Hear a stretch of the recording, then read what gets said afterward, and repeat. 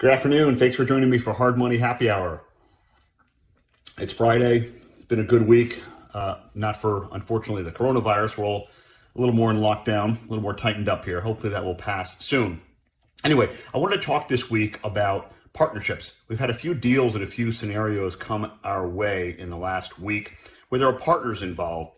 They were bringing in partners, either a money partner who is just going to be the money side, or an active participant partner.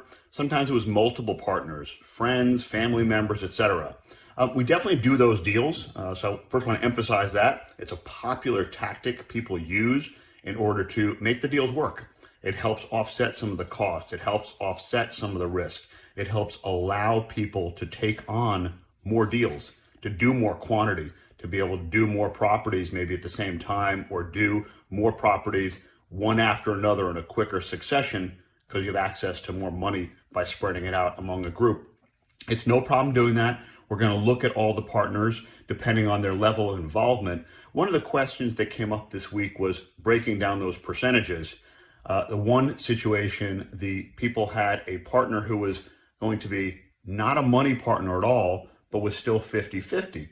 That's okay. Those deals and those percentages are determined on your own.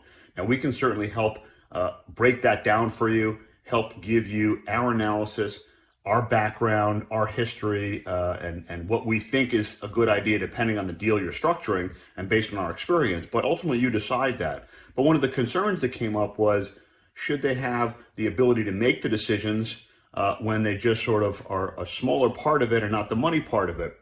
And I've seen that on both sides of it, where the money person wanted more decision-making authority, or the person who found the deal and is putting in the sweat equity wanted more of it, or sometimes they're both involved and still having an issue over those percentages. I guess what I would encourage is figuring that out in the front end. That's really, I think, the lesson here and the most important part to keep in mind. Figuring out in the front end how things are going to break down, who's going to be responsible for what, finances, working on the deal, dealing with the contractor, the entire process toward the end when you're putting it on the market for rent or for sale, who's going to be in charge of those things. I think breaking down some of that detail on the front end, making some of those decisions on the front end is going to be really important and really helpful to ensure successful partnerships.